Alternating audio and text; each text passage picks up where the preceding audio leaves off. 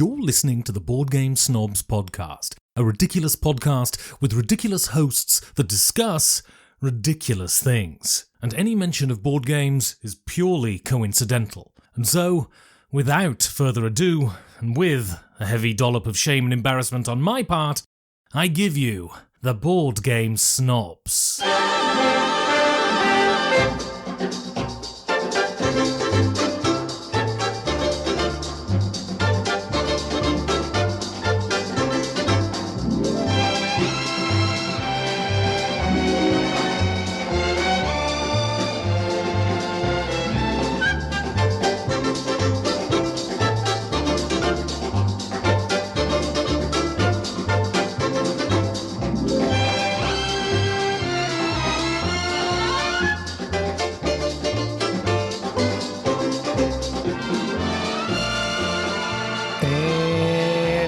Welcome to the Board Game Snobs podcast.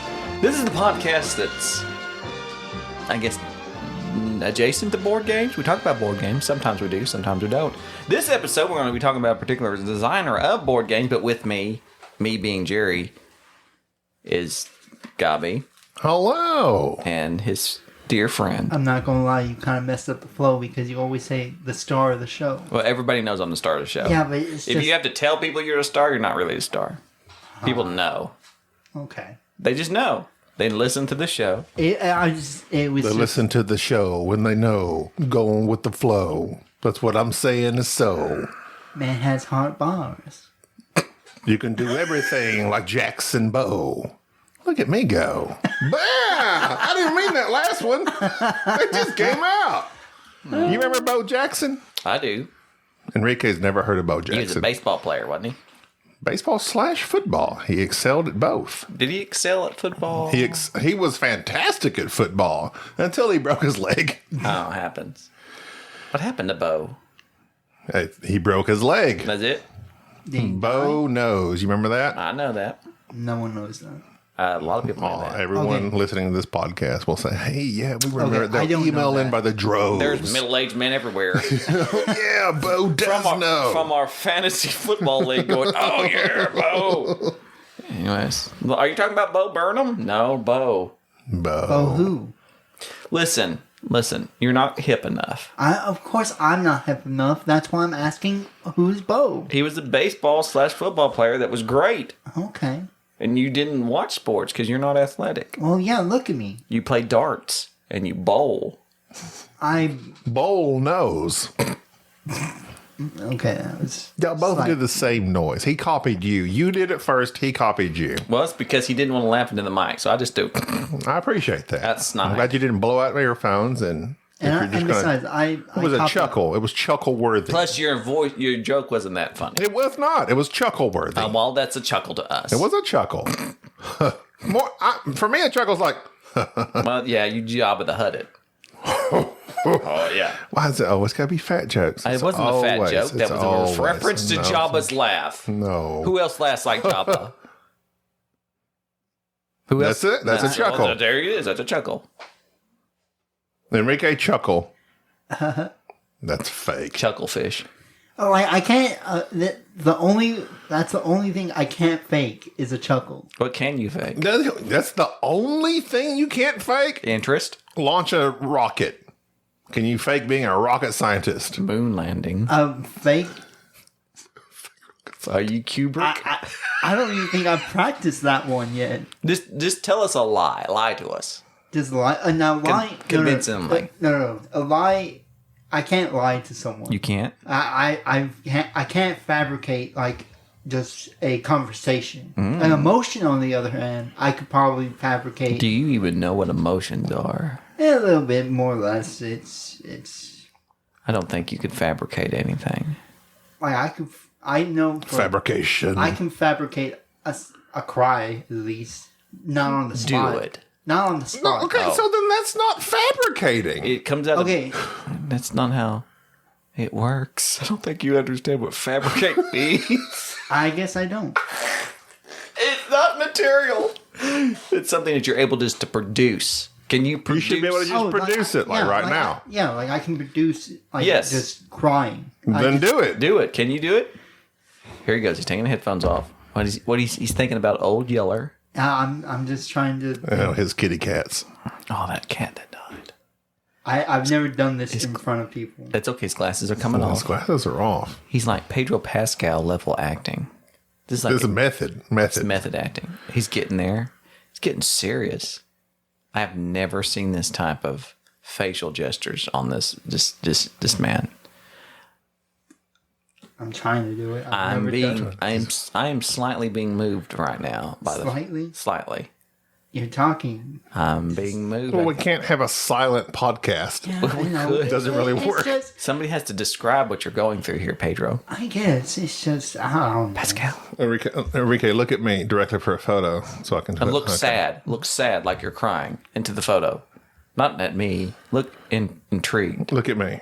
Look at me. There you go. Look at you. See, okay. All right. Well, that's that. That was a bust. Yeah, I know it was a bust. He took his glasses off. I'll get it next time. Okay. I don't think you will. I will. I have confidence in you. Did you know that rats don't sweat? The small stuff.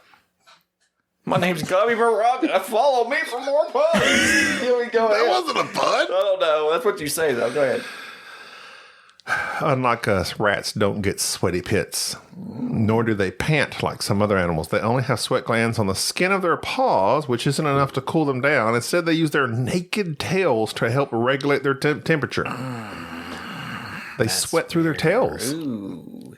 It doesn't say that. I'm just assuming if they use their tails to regulate temperature, they must sweat through their tails? That's weird. I don't want that. Maybe it's because their tails are like through conduction and convection, helping with that. What does that mean? Conduction? Mm-hmm. It means that a material is able to conduct temperature or electricity. Conduction and convection is like through the air, like things blowing. And So it's like an air conditioner. I would assume so, like a convection oven. So a circulation. Yeah. No breathing. Oh, no, indeed breathing. Low temperature. Rats don't have a bad reputation everywhere. In ancient Rome, rats were considered lucky. Ancient Egyptians and Mayans even worshipped rats. Enrique, you would be worshipped in ancient Egypt. What? Why did you call her That I feel violated and insulted. Wow. Oh, are you crying through your tail right now? Wow, that was inappropriate. You dirty rat. They tried to bring rats back in the 90s. Remember Chuck E. Cheese? Yeah. The mechanical rat kid Didn't work casino. The little rat singing. A rat scallion. A rat scallion? A rat contour. You know what a rat contour is? A racketeur. Raconteur. Yeah, What is a raconteur? I was saying rat contour. Oh. It's like Secret of NIMH. It's like a... Rats that are good at telling stories. Raconteurs was a band that old Jack... A raconteur is witty, skillful storyteller. I didn't know that. So the raconteurs, they sing stories. Are their songs stories? They're bards. Rats need company. If you have pet rats, you should always have more than one. They hate to be alone, and while they do bond with their owners, they need the company of other rats to stay happy. Best to keep the same gender together, though, to avoid any unplanned baby rats. Unplanned why baby did you rats. have all this facts about rats? That's my did you knows. Oh, gotcha. I just wondered why you selected rats. I thought it was interesting. Oh, okay. Rats have excellent memories. They do? Rats are very clever and have super good memories. They can recognize other rats and humans they've seen before, and once they learn how to get somewhere, they're unlikely to forget the rat. No? Okay. So you've given up on your headphones, I say. No, Didn't like them. Fine. I appreciate the way you're using your microphone straight up your nose. Yes, as I should. 250 episodes in, he doesn't know how to use microphone. Is this episode 250? No. This is like 247. We gotta save 250 because we're gonna do something special. No, we're not. Yes, we Why are. not? Why can't we do something special? special? Here's the key one. It says they can detect landmines by landing on them. They probably smell them. Indeed. It says this doesn't apply to your average pet rat, but African giant pouched rats. So very specifically are used to help. Like a kangaroo. They're all apparently like marsupials. So he like crawls along the A battlefield. ratsupial. And they train him. They train him to find the landmines. He's got a little wire cutter with him in his pouch. He's got to reach in his little basket. It's like, we're teaching these Pulls it out of rats. his pouch fair. and starts clipping wires. Cut the I red can wire. always- I would watch that, like Watership Down, Yes. but a bunch of rats. I have never seen Watership Down You will because cry. it seems. Yes, as we know, I cry easily. But Watership Down's rough. I don't want to. I don't want to see it. It seems depressing It's to a me. bunch of rabbits doing rabbit stuff and suffering rabbit things. They suffer. What? And they all have no carrot. We're out of carrots. Oh! no. They have British accents, and they all die and have problems. What? That's a book, right? It's a show on Netflix. But I thought it was a book. I'm sure it was. I couldn't read it. The Secret of Nim is tough enough to watch. Secret of Nim. Yep. That's a Do you know what The Secret of Nim is? Yes, I watched The Secret of Nim. Enrique, have you ever seen The Secret I'll of have Nim? you know that I joined the Secret society. what? I was of the Knights of Nim. The Knights who say, Nim me. Enrique, have you ever heard of The Secret of Nim? If you had, it's I not don't much of think a I secret. have. It's. I think it's an old Disney thing. Yeah, I think it was. Let me say, Old school Disney when Disney was good. Disney's still good. Okay, so this doesn't apply to your average pet rat, but African giant pouched rats are used to help sniff out landmines. Their excellent sense of smell helps them to detect mines buried underground. They're so light, fear not, they're so light that they won't set them off, meaning they can safely alert humans as to where they are. But if you're thinking of getting rats, always make sure you do your research first. Check out pdsa.org.uk. And that's your rat facts for the day. Secret of Nim was lit. I remember Secret of Nim. It's one of those shows. It's like, it's dark, but yet, I don't even know when it come out. Probably the 80s. Holy cow. I did not know that Will Wheaton was in it. Secret of Nim? Martin Bisbee. Really? Wow. Wesley Crusher was a rat. Who would have thought? There's a joke there, and we're not going to make it. God, that can't be right. It had him down. Yes, it was. Martin Bisbee, voiced by Will Wheaton. He must have been a small child at that point. It was 82. And Oh, no, he's older than He'd us. have done it. He's Will's like 50, isn't he? Yeah, he's slightly older than us. Because he But did he that. looks so young. Yeah. Will's 50 years old. Boy, I was right on the money. So he's right. He's He fine. doesn't look 50. I wish I liked him more. I don't really like him that much. Wesley Crusher does not help the situation. He was an annoying kid. But in the movie, what's the last of the Stand With Me, Bye With Me? What's that movie? Yeah, Stand By Me. Stand By Me. He's fine. He's like the serious one, but he's a fine actor. Well, here's the thing. Here's the thing about Will Wheaton. But his character, Wesley Crusher.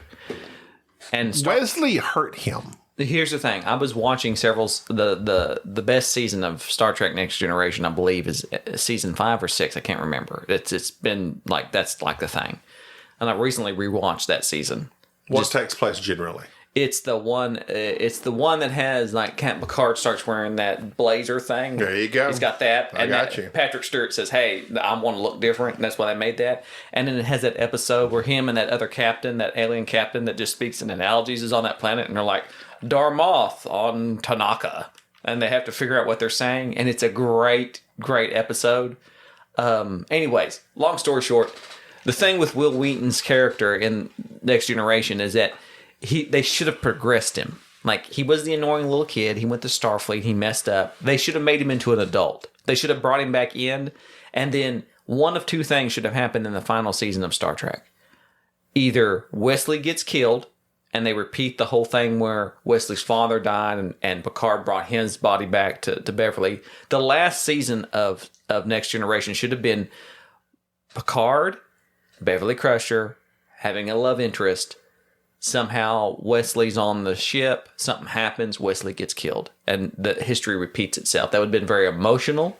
Or if they were really bold and we're just going to kill off Picard, that'd be the time where Picard sacrifices himself, which they wouldn't have done it because of the movies. No. But the most feasible thing would have been, they knew they were going to get rid of Will Wheaton. let his character die off in a meaningful way, rather than it just being like, oh, he's found the seas, he's now a traveler. I remember when he went to the academy and like his friends and them all like messed up big time. Yeah, and they all lied about it. Yeah, and Picard was like, I'm very disappointed bad. in you. Yeah, it was like, that is like the best episode for Will Wheaton's character. You remember Beverly Crusher's first husband's name? Wesley's father? Yes, shoot.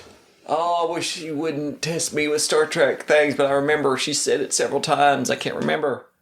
Would it be Jack? Yes, I think it's Jack Crusher. It was Jack Crusher.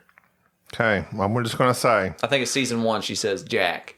The irony of that in Picard season 3, I haven't watched it. I don't care for. I haven't watched it.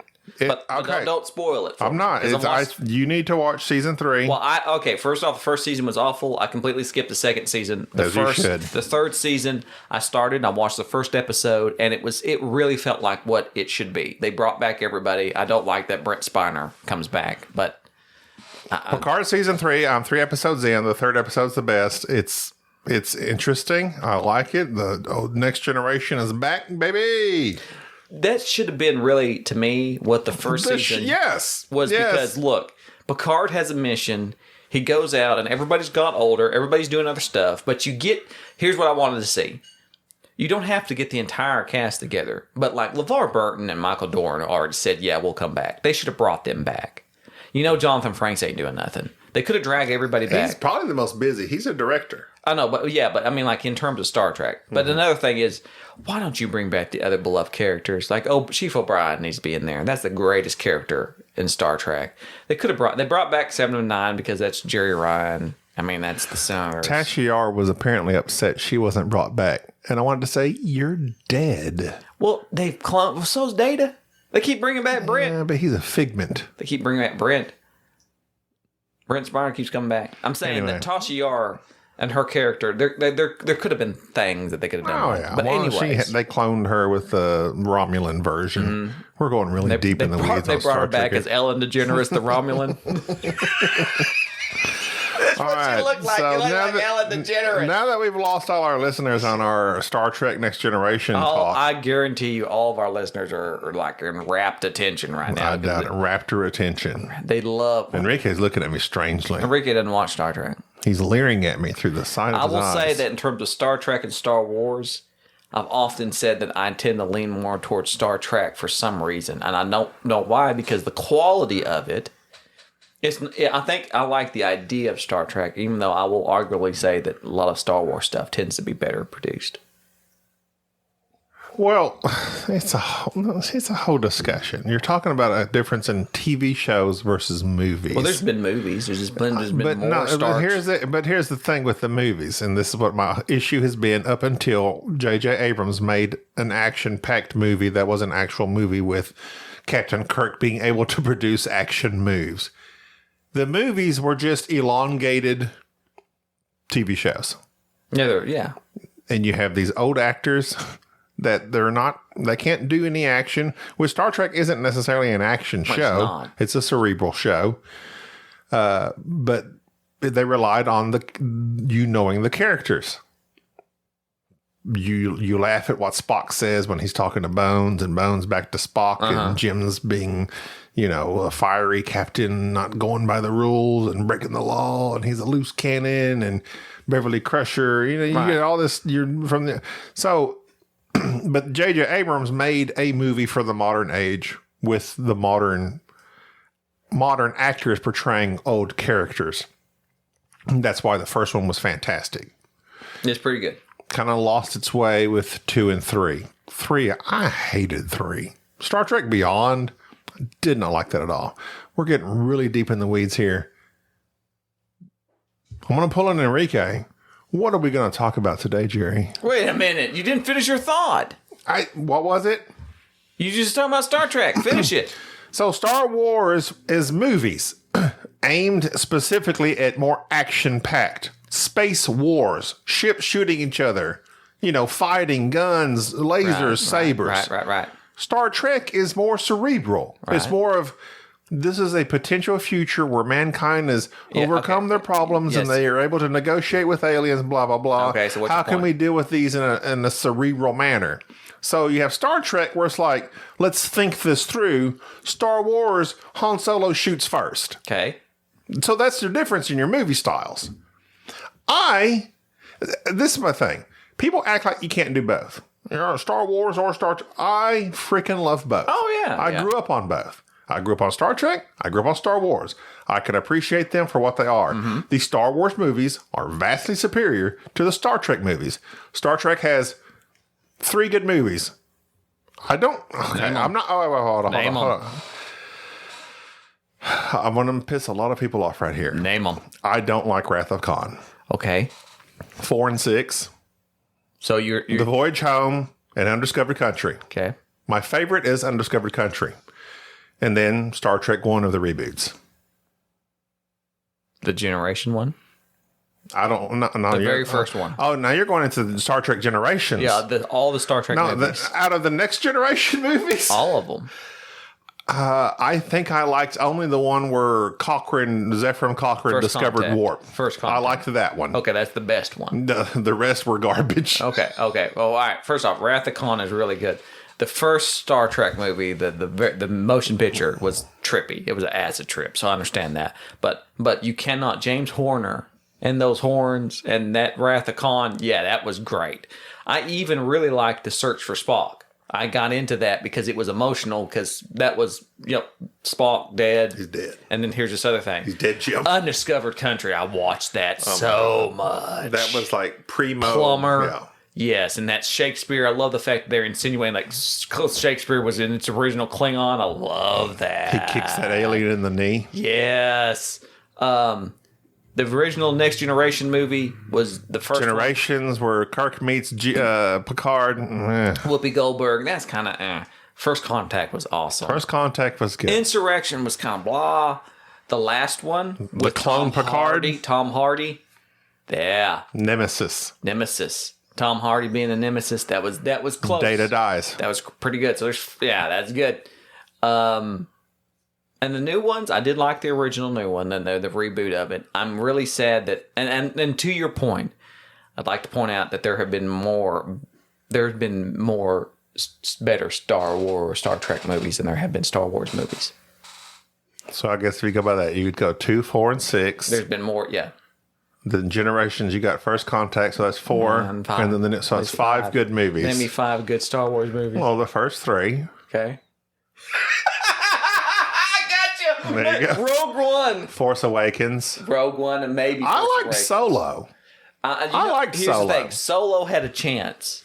I liked Aldrin Ehrenreich. There was I did too. I thought he liked it, but I thought he was fine. I thought he was fine. I like the fact. The best part in the show to me was when he shot the guy. Just shot him. That was it. That to me was as he was taught by that very guy. The guy was talking. That was and good. He shot it like he didn't need it. I thought that was perfect. It was. Somebody argued like, no, we just got to have him shoot him. Don't have him draw. That wasn't a good movie, and it just bombed for some reason. It did, and it's sad because they really had a lot of potential there. But either way. Enrique, what are your thoughts on anything we've said? You've just been leering at us. I'm just.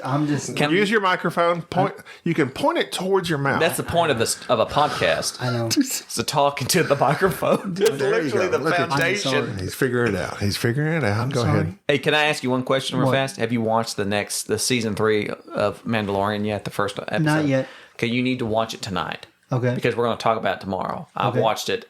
Again, Mandalorian is hard to beat, even when they do a cheap episode where it's just Grogu being adorable. yeah, it's like there's an explosion, and even when they do a low end episode, a bad Mandalorian episode is still That's highly entertaining. that's pretty bad. That's like when you watch it, you can say like, what's the least funny episode of The Office, and that episode is still funnier than anything The Big Bang Theory or anything else has ever put out. Like that's what's sad is that when your quality is so high that even your worst is better than most. But season 3, episode 1 wasn't the worst. It's just all set up. It's just set up. But anyway, so I'm just saying, watch that because we're going to talk about it because you look a lot like Pedro Pascal. You always bring that up Because you look a lot like Pedro Pascal. You do. But you're not as It was charismatic. What was the other one? Dare you? Why can't I think of his name? I'm gonna butcher that Mexican mob. Benicio boss. del Toro. No, why can't I not? The Mexican mobster. What are you talking about? Oh, I can't. the real life guy? Yeah, I'm. Oh, you're not El Jefe. You're not. What's his name? The Narcos guy? Yeah, you're talking about the dude that's El Chapo. El Chapo. You kind of have a little bit of El Chapo going too. What do you? Okay, all right. Well, we're lagging. We're not lagging. No. Yeah, just move on. I'll Please. tell Okay. you. But I'll so tell you speaking later. of quality and just the kind of the gauge for which we use for quality, we had this discussion, me and Gabi, back and forth a while ago, that we finally decided we just need to put this on the air because our thoughts are better than your thoughts. We discussed Reiner Knizia, and Gabi posed this question to me, which was, is Reiner Knizia a good designer? And that's a good question because he's certainly prolific. He's done like what, over 200 games? Gabi has the stats for all that. 680. I was off by a little bit. And he has, from what I know in terms of popular games that like have shown up on BGG, from 1992, Modern Art, 95, Medici, High Society, Tigers and Euphrates, Through the Desert, Samurai, Raw, Lost City, Stevenson's Rocket, The Lord of the Rings, Battleline, Taj Mahal, Winter Circle, The Lord of the Rings, Amun-Re, Blue Moon, Ingenious. That's Indigenous, I said that wrong. Age of War, The Quest for El Dorado, Blue Lagoon, that Llama game, which was all right, Babylon, My City. And so he produces a lot of games that are very much highly ranked. And so that's kind of thing. He has a PhD in mathematics. We know he worked in the banking industry. So he's one of these guys that's a numbers guy. And so he really has produced a lot of games and some very highly respected games. But is he a good designer? All right, Gabi, I'm looking at you. Okay. State your case. All right. So this was my question. Based on the amount of games that he has produced, 680, as Jerry was going through some of those, and if you look on BGG, he has 36 notables. And it says that's an abridged list. Okay. But let's get real. Who can name more than 36 Reiner Knizia games that are good? Going back to 1992 on BGG, that is. That's an abridged list. So out of 680 games, 36 notables. Again, an abridged list. But again, let's be real. That's all anybody can know. So according to my calculations, 36 out of 680 is 5%. Okay. 5% of his games are worth being notable. His first published game was Go Digger. Again, this is for my research on BGG. Kanye. What? I ain't saying she is. 1990. But she ain't playing no fantasy flight Okay, games. we've done enough of Kanye. Rank 10,642. Desperados is listed as 1980. I was confused. I think BGG has some glitches. I don't know. Maybe I'm looking at it correctly. So his first couple games was like rank 10,000, rank 18,000. Okay. My other thing is he has a lot of games that he just re-implements his own games. Mm-hmm. The Great Chinese Railway game re-implements Stevenson's Rocket. Mm-hmm. Invasion of the Garden Gnomes re-implements Vampire, which is his. Mm-hmm. He makes his own games over again. Mm-hmm. I mean, he might make them better. He's prolific. He's made 680 games. They're remixes. Chicka chicka. Prolific, yes. Elite, no. In contrast, so now again, I was thinking, okay, so making a board game. So I was thinking, like in baseball, if you're batting 250, you're doing pretty good. That's 1 in every 4 things, right? Mm-hmm. 1 in every 4 hits is fairly good for baseball. So your percentage of successes is relative to the difficulty of the task, which I would say designing a board game is pretty difficult. Martin Wallace, according to BGG, He has created approximately 136 games, 61 of which are notable. It's my man Martin. 44%. Yeah. So I'm going off of that. Out of 680, 5% of notables. Out of 61 out of 106 for Martin Wallace, 44%. And that I was just comparing Martin Wallace because that's our favorite designer. This is just a topic of discussion, and I don't mean to come down on Reiner Knizia. Listen, okay. I know. You don't have to preface all this. Stop this. Okay, fine. All right. I'm not going to hedge. No. You hate Reiner. Just say it. He's come out with like this Zoo Vatis that's just come out. Supposed to be like a really good like negotiation type game. I've never heard of it. It's a recent Kickstarter. I want to know because I like negotiation. My question was, we hear a lot about Reiner Knizia. He has a lot of we love high society. We love modern art. We love several of his games. You like Tigris and Euphrates. The list goes on of the 38 on his abridged list. If you just constantly are doing something and every now and then hit on that, even a blind squirrel finds a nut, as the old saying goes, right? Uh-huh. Does that mean you're good? Or just that you're prolific? Prolific does not equal good. Just because you're able to do a bunch of something does not mean you're good at it. And out of all those, you're bound to, not necessarily, but surely something like a writer. I don't know the most prolific writers. I might think of Stephen King. He's written lots of books and a lot of them are hits, but you can have a writer that writes a bunch of novels. And really all they need is one to become a bestseller. And then they're highly regarded. I venture to say Reiner Knizia is prolific, has had some good games, but not necessarily a great designer, based on my research. Really?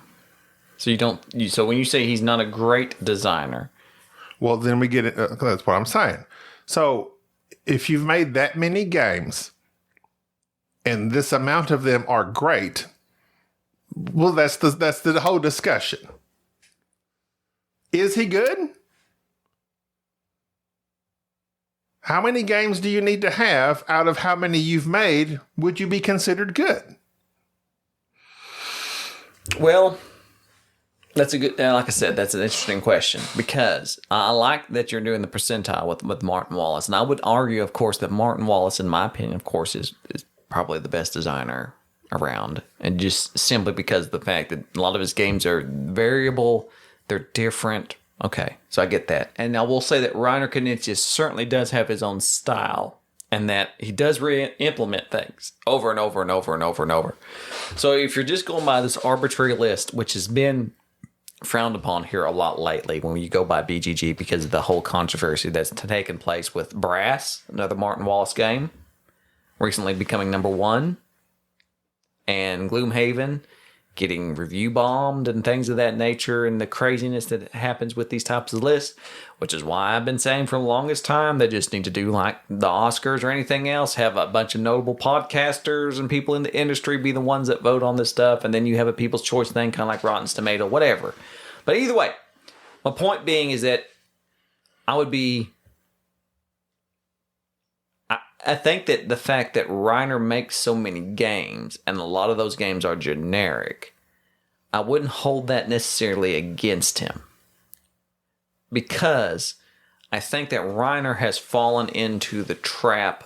I don't say it's a trap really, but he's fallen into the industry as being a well-known name. He's won many awards. People know who he is. And so thus everybody wants him to make a game for them. And he's trying to work. He's trying to make a living. So, of course, it's very easy for him to re-implement something, to redesign something, and to be released, and that game not to be notable. Because a game doesn't have to be notable for it to be successful, if that makes any sense. Mm-hmm. And so I wouldn't necessarily hold that against him. And so rather, I would say, if I was going to take a designer and say, I want to compare this designer and this designer and this designer. I want to put them all in the box and say, okay, what's your best? Give me your best 3 games. Like the cream of the crop. What's your best games? And then compare that as this is what I'm submitting to you. These aren't the games that I designed over a weekend because some random company says, hey, we want a game from you. Can you re-implement something that we can sell it? I'm talking about what is your baby, what you have put the most effort into. Show me those games and compare those in terms of quality. And I would argue that when Reiner is on his game, when he's really on it, when he is trying to produce something that is original and interesting, it's hard to admit that Reiner doesn't nail it.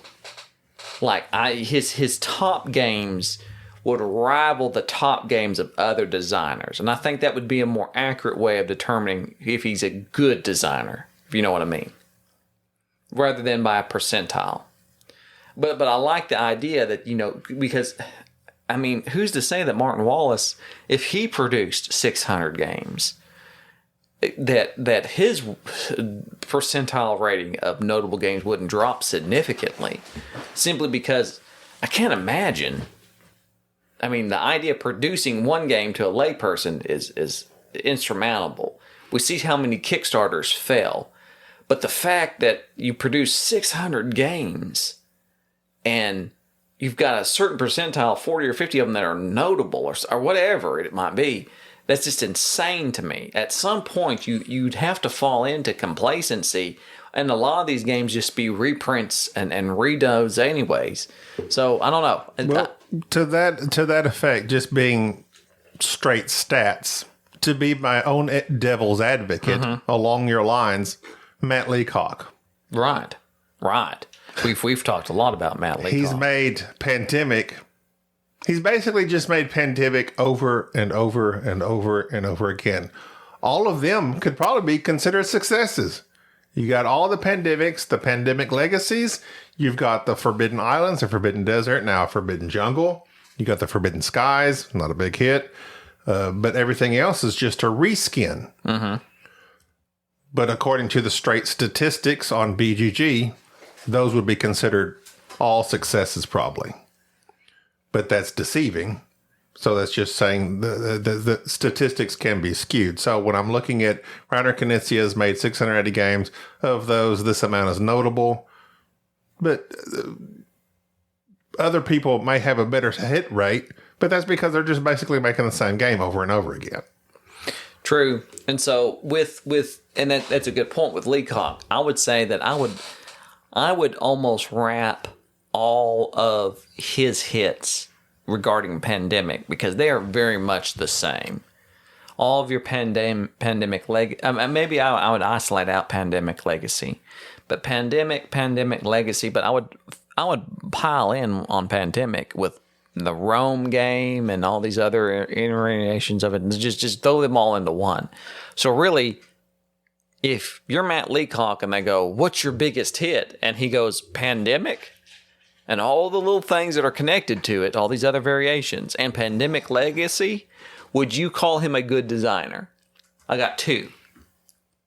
Yeah. I mean, he's a good designer of that one specific thing. I have yet to see any variability from him. So there you go. There's my question. So if you're Matt Leacock and I go, I've got 2 games. Both of them were like number 1 or close to being number 1 on the hotness. They were blah, blah, blah, blah, blah, all these awards.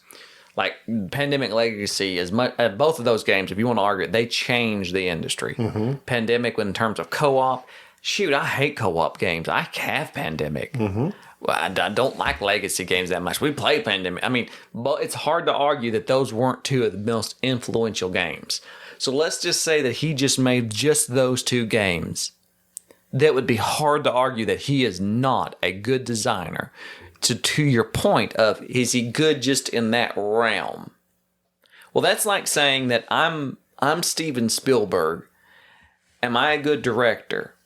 But all of my shows involve children being put into danger. Jurassic Park, E.T., Super 8, whatever you call it. All these various little films. JJ. But it was with him. Steven Spielberg was also a part of that too. So there you go. So all these various films that all involve this same genre. You can look that up, and you're gonna. No, I was thinking of Goonies. Is Goonies Steven? I don't know. But my point being, Richard Donner. My point being is that if you're just good in one thing, does that still make you just a good director? Do you feel like you have to be good, jack of all trades, to really be considered one of the greats? You can excel in your field. So, like, Martin Scorsese can't make anything without just De Niro. gangster movies. But is he a good director? Yeah, in that specific field. Okay, but you keep hedging that in that specific field. But what you mean is genre. So I'm saying is that if you just do co-op games, if you just do lightweight co-op games, and you nail it, if they are like the lightweight co-op games, are you a good designer? Well, here the discussion with that would be what we've said about Martin Wallace. Mm-hmm. Martin Wallace seems to make a variety of genres, and he's had hits in several different areas, as opposed to Uwe, who just makes farming games, as opposed to what we're talking about here, just Leacock, who makes all these cooperation games, as opposed to Lang, who just makes these big mini fighting games. Okay, so to your point, and I'll just use an analogy. You watch football. Is Emmitt Smith a good football player? Okay, yes. Is he a good running back? Yes. He a good quarterback? No. There's my point. So you're using a very defined thing of saying, oh, if they can't do it all, they're not that good. Well, no, maybe it is that simply it would be very difficult to make a co-op game. And maybe Matt Leacock has it figured out. Maybe it's very difficult to make a mass market, highly sellable, lightweight game that has a twist, but Reiner Knizia has done that 600 times. Maybe Martin Wallace is just really good at Euros, and he's got that, take this resource, do this thing, this engine building thing, and trains and dirty coal, and he's got that figured out. But maybe there's guys that can do it all. Maybe that is what's impressive about them. Maybe they can do a little bit of everything. But that does not everybody's a bow. Not everybody can do it all. Mm-hmm. And so I think that when you're saying, is Reiner a good designer? I think the same... Reiner the designer. I think the same thing that we get into is with games when it comes to what we're expecting from them. It really irritates me when people will go on and on and on about a game and they upsell it. Like, is it that Dragon Flamecraft game? Whatever, Flamecraft. Whatever. People were going on and going on and going on and going on. It's very light. Mm-hmm. I don't want to play a light game. I got enough light games. I don't want that. But to hear people talk about it, there were many people pushing that as being, well, there's a lot of strategies. Well, I'm sure there might be to somebody, but it's not heavy enough. But when you act like it is, and then you get someone like me who would go and play it and go, this is too light. This is not what I want. Why are you trying to sell me something that is not what I'm expecting? People do that all the time, where they will move the goalpost and say, well, this game I don't like this game. Well, of course you don't like it. It's too light. You were expecting something heavier. Or playing a heavy game that you were expecting it to be really accessible and going, oh, I don't understand this, I don't understand that. Well, of course, it was a heavy game. So your expectations into going into it, I think that the expectations of what a good designer is need to be defined. And if you're saying that they're a jack of all trades, well, who is? There is nobody. Martin doesn't put out co-ops. He doesn't do Ameritrash. Who does? There is not one designer except... if I had to name somebody that might be able to do it all, it would be Reiner. That can do Reiner, yes. Oh. He's the person we're talking about that could do it all. I thought you were going to say Martin. No, Martin doesn't do co-ops. Martin doesn't do nothing light. Martin doesn't do If it don't have a train, or if it doesn't have coal, and like I said, Martin's my favorite guy. He is probably, to me, the best designer in terms of what I would consider a designer. But if you're wanting jack of all trades, can do it all, it's Reiner. Reiner's the only guy who's got the backing of that. And so to go by the numbers and say, well, this guy sucks, or is just not as a good a designer because his hit rate is so low, I would argue that if you took the top 5 Reiner games and pit them against the top 5 of any other designer, you're going to have a problem. Like, it is going to be tight. It's going to be a hard argument.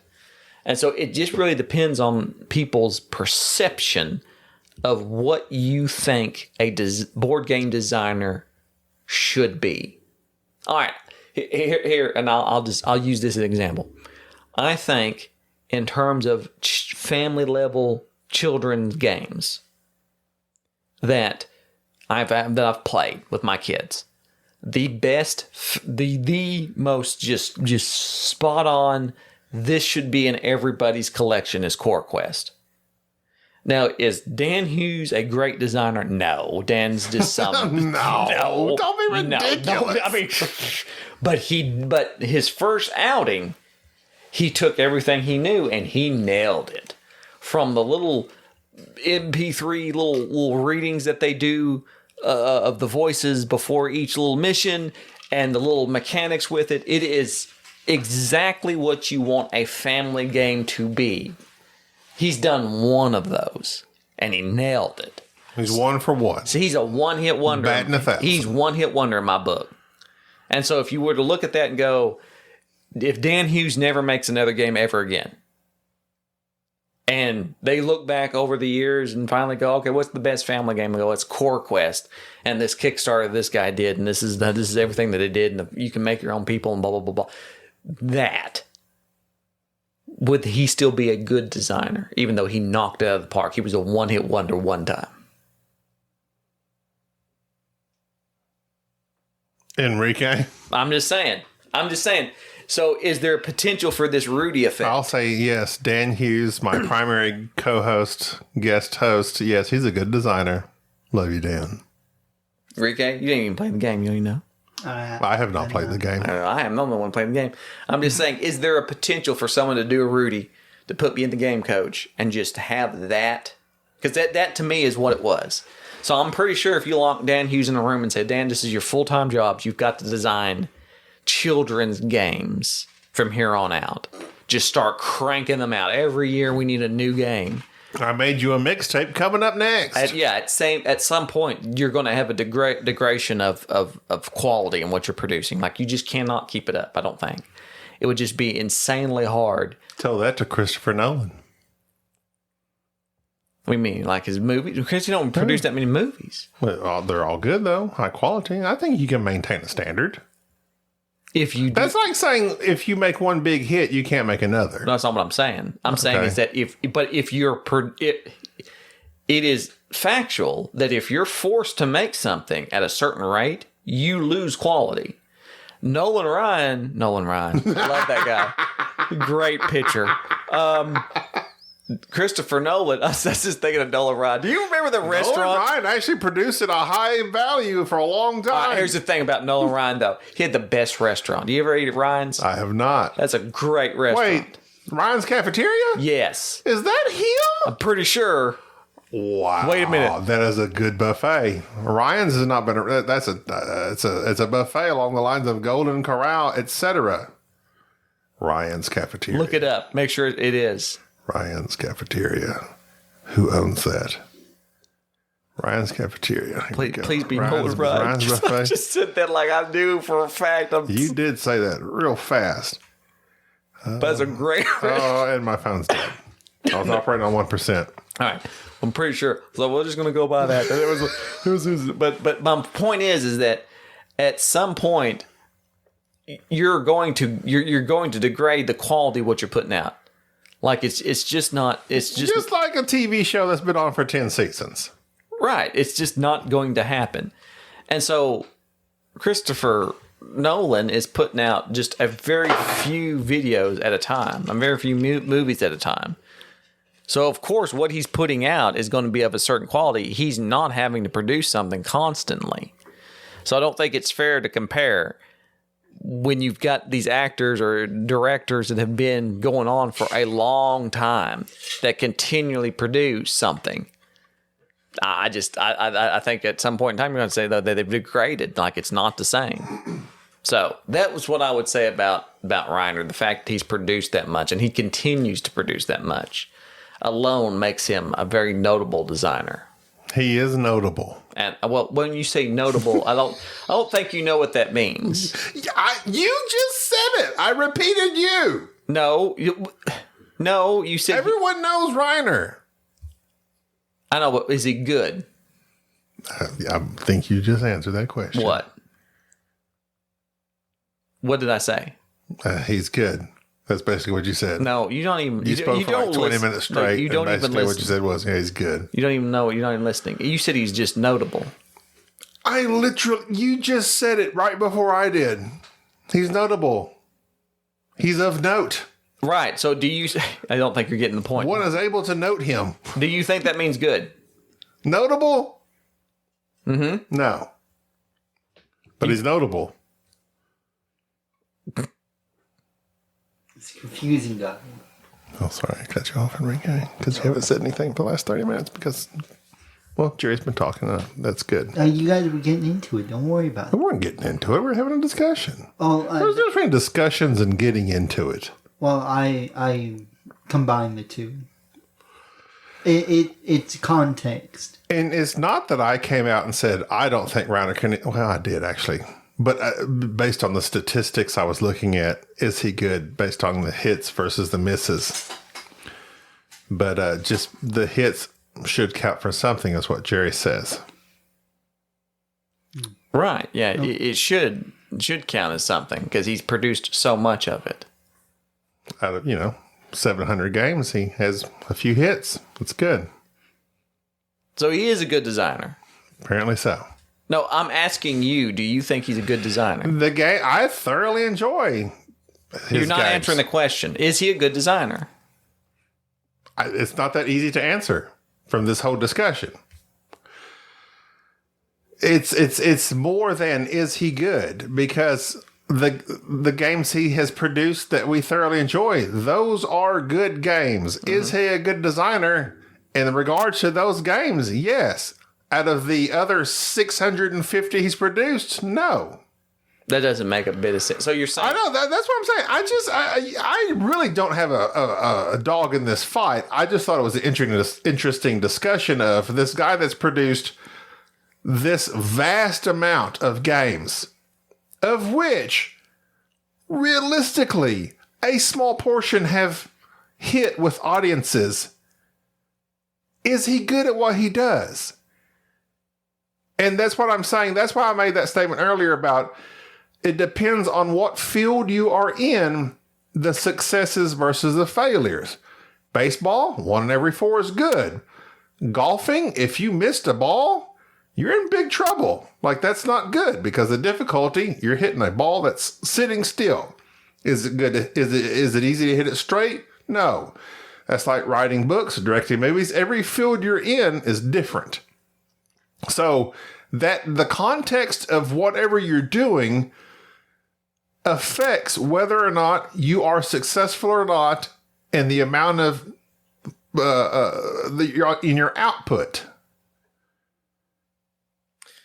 So, what do you consider to be a successful board game? Let's take the content creation. Mm-hmm. There's a billion board game YouTubes out there. Mm-hmm. What would you consider to be a successful YouTube board game channel?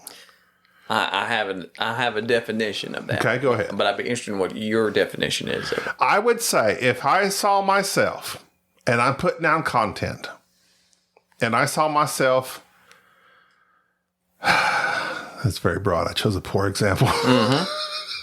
Because it would have to be a comparison of how many content creators there are, what the median line of downloads and all that stuff is. Okay. So you're comparing yourself and Using Well, your that was a- no. You're comparing yourself to other people to determine your success, which is what's wrong. There you go. Yes. Yes, that's completely illegitimate. I asked you what your definition is, and you give me a definition. Well, I would compare myself to others. Yes. Yeah, so which is why, perhaps that's why you lack confidence. Well, exactly. So, yes. so why are you comparing yourself to others, which you'll never compare to? You will never be the best at anything. No, I'm garbage. So why? No. I'm just going. Go Why ahead. would you compare yourself to anybody? Because in a certain field, you would need to know what is successful. What is your you're And complete? it's very. You're right. You're right. No, It's I'm super asking hard to you- nail down. No, it's not hard to nail down. I have it nailed down. What is your definition of success for this podcast? Whatever you establish What did you establish for this podcast? for us. Yeah. I have a set amount of downloads I would like to reach. Okay. Why? Because that's a goal. Why? Because that's what I've set in my What mind. will it do for you? Nothing. Nothing. So is that success to reach something that's Let me say yeah, something. Yeah. Let me just address something here real fast. Yeah. When we discuss things on the phone, oftentimes Jerry agrees with me, and then he's like, "Yeah, that sounds good." Da, da, da, da. But as soon as we start podcasting about it, you take the devil's advocate spot and you go against me. What am I going Which against is you? good. No. It's good because if we both agreed, whatever. I don't know. But like sometimes I feel like you agree with me when we're on the phone together, but then as soon as we start podcasting, you try to pick me apart. I don't remember agreeing with you. When does this agreement Well, ever always. happen? I don't agree with- Oftentimes. No, but with Reiner about this. Specifically Reiner. Okay, I agree with you on Reiner stuff to a limited degree. And not that I need or well, I do want you. I do want you to Well, agree with me. I do agree with you on a limited degree about Reiner. I understand your points.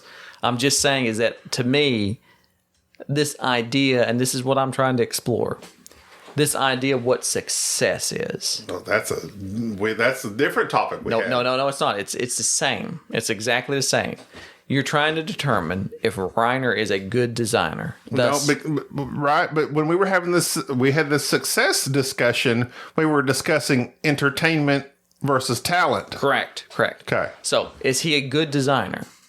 Now you're saying about the podcast. You used your own analogy. You're coming up with an arbitrary number that you have just set for some reason and saying this means successful, right? Okay. Yes. Okay. Why that number? What makes that number important? I don't know. Yeah, right. So you have a nebulous number that means nothing, that will do nothing, that you have arbitrarily set at random, not at the beginning, but Correct. midway through. Correct. So you think that's a good way of gauging success? Obviously not. Okay. So the same thing is true in terms of... How dare you pick my arguments apart? Well, no, I'm just saying the same thing is true with board game design and things of this nature. So you're going that Reiner has failed this many times. He's did 600 games. He's got 40 that are good. So he's failed the rest of these, right? Is that basically what we're saying? Okay. Okay. Is that what you're saying? He's got That's the discussion we were having. Okay. I did not necessarily say that. That was part of the discussion. Is that what we were saying? But is that what you're thinking? Is that's your line of reasoning? That would be my line of reasoning. Okay, Yes. so he's if got the 40 rest of his games are in the ranked 10,000 or above. Now, let me put you this way. Do you think that those other 600 games that he made, do you think he made money off them? I have no idea. Honestly, I think he made money off them. He got paid by somebody to make those games. Well, you do. You get paid. If they're asking you to make a game, you're getting paid. He's doing something. He's making some money. He's not losing money being a designer. Okay. He's not producing it. Somebody's saying, we'll pay you to make this But game. he might not have made money until well into his career. It doesn't matter, but he's making money off of it, right?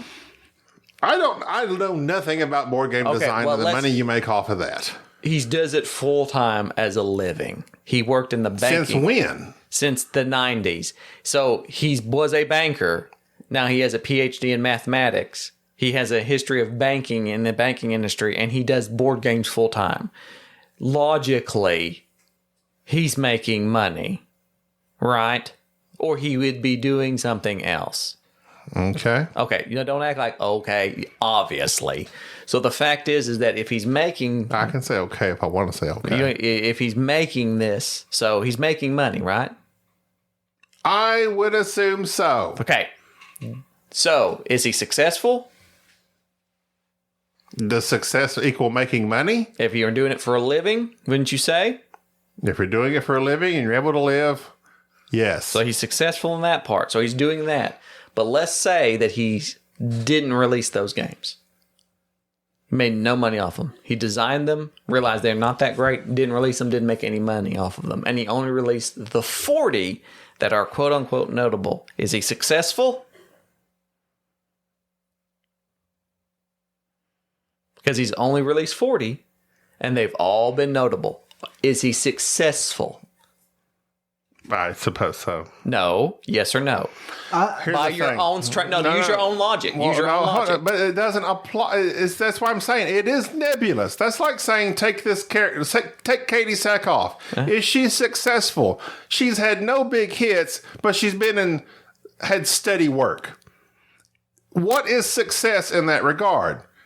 And Yeah, that's- that's why I'm using your own logic. Don't change your logic. See, don't use my own stuff against me. I'm just asking you. No, I'm not using it against you. I'm asking you the question along your own logic. If he didn't release anything but those 40 games that are notable, is he successful? Yes.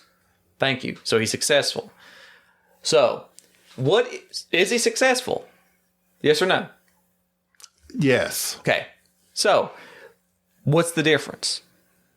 One, that he was just produced 40 great games that are notable. The others, he's produced 40 great games that are notable, but he produced 600 others that he made a little bit of cash on. So now we're talking about successful versus good. What would be this? No, I'm saying what would be the same? Do you not think that he's a good designer? Well, if he can produce something that is good. He made 40 good games and then didn't release the 600 plus. Anyways, because he got picky about them and didn't like them out. Well, here we go. So this goes into what we were talking about. Is Michael Bay a good director? Yes. He's successful. That Michael Bay. Is he good? Yes, he is good. And here's the thing. I don't like Michael Bay movies. I hate them with a passion.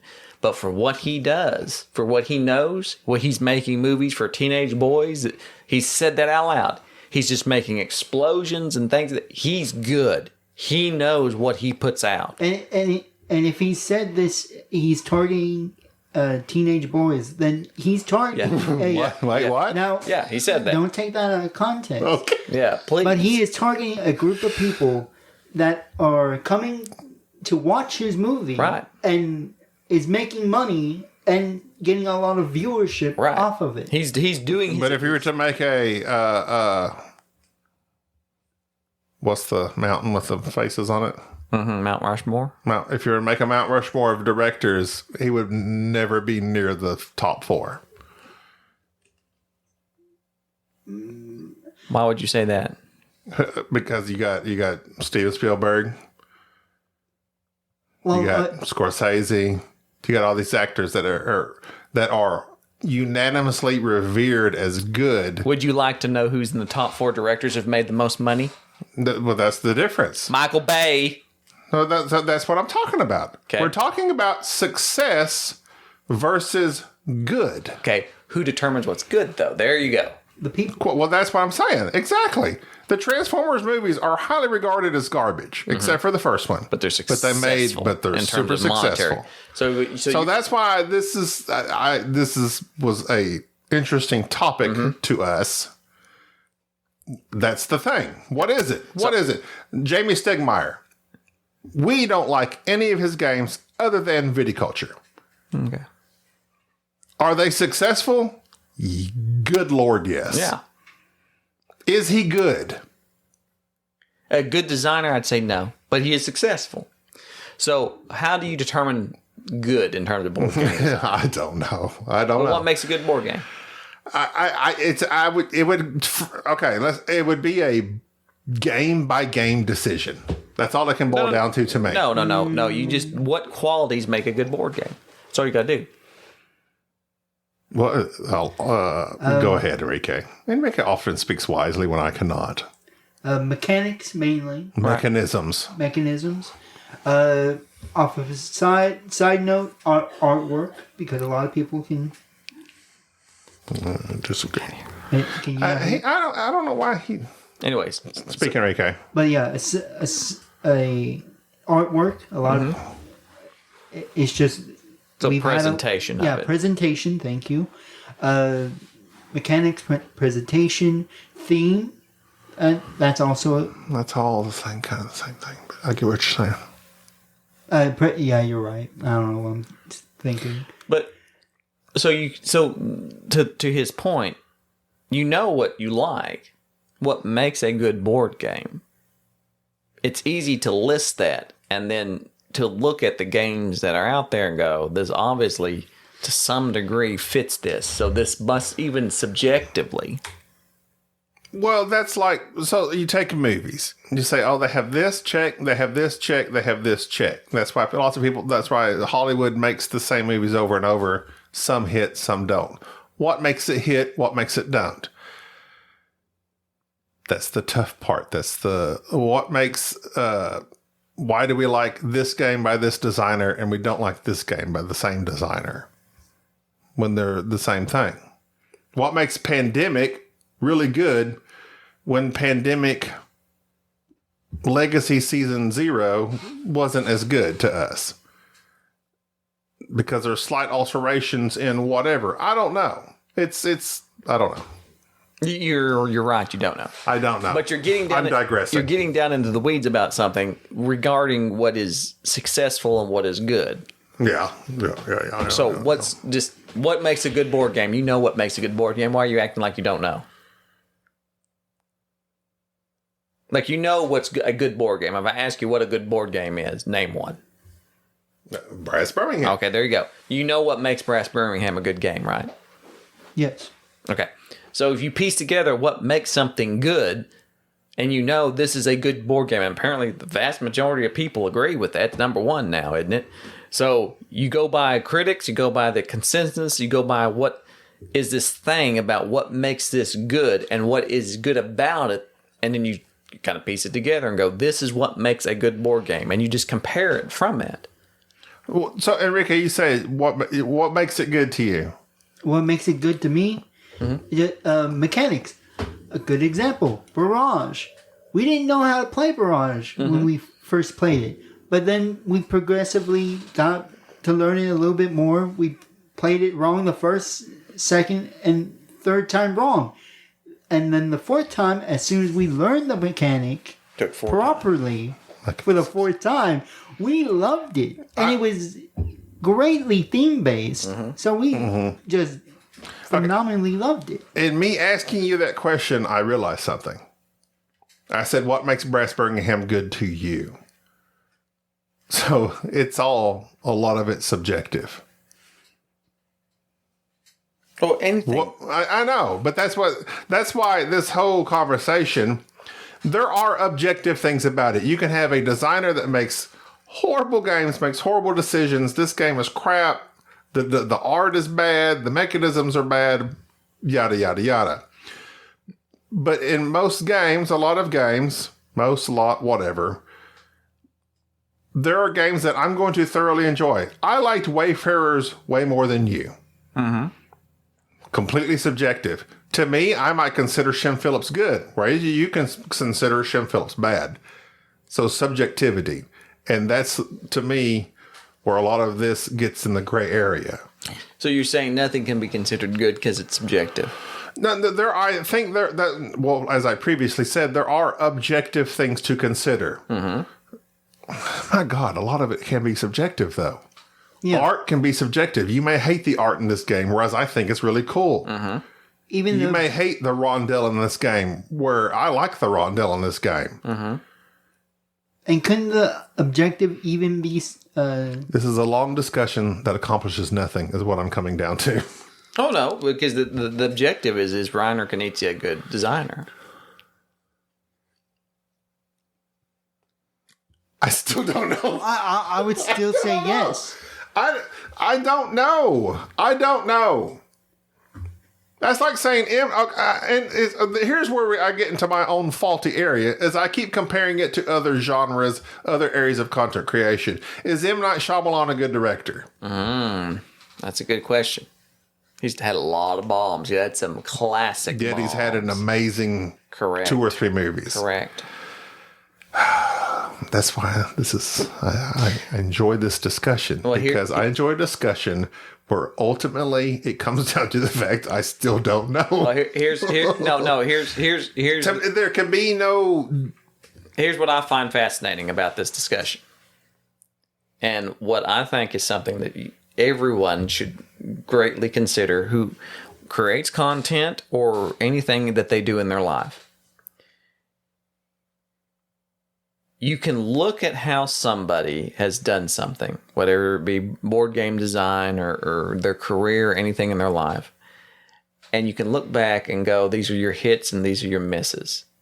Find it very interesting that you bring up the misses. Like you bring up and focus on how many failures somebody has, and you put that in the pejorative of like, well, they failed this many times and they've only won this many times. Whereas you're looking at those failures as failures. Whereas as opposed to a progression to the hits. Correct.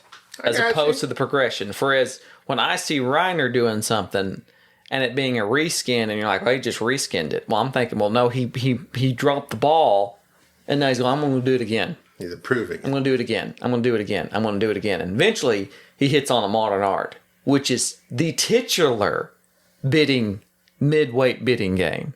And then he does High Society, which is the titular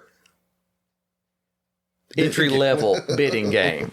So he's hit these genres. And then you got Amon Ra and all these other bidding games. Like he's got that genre perfected to a degree which no other designer has. But yet he's missed a lot. And so the point being is that this progression of it being a failure, or it not being good, or it not being successful, is this just not the path that he's taking to get to where he needs to be? Rather than it just being well, this one didn't do as well. Same thing with M. Night Shyamalan. Yes, he's done many movies that were just amazing.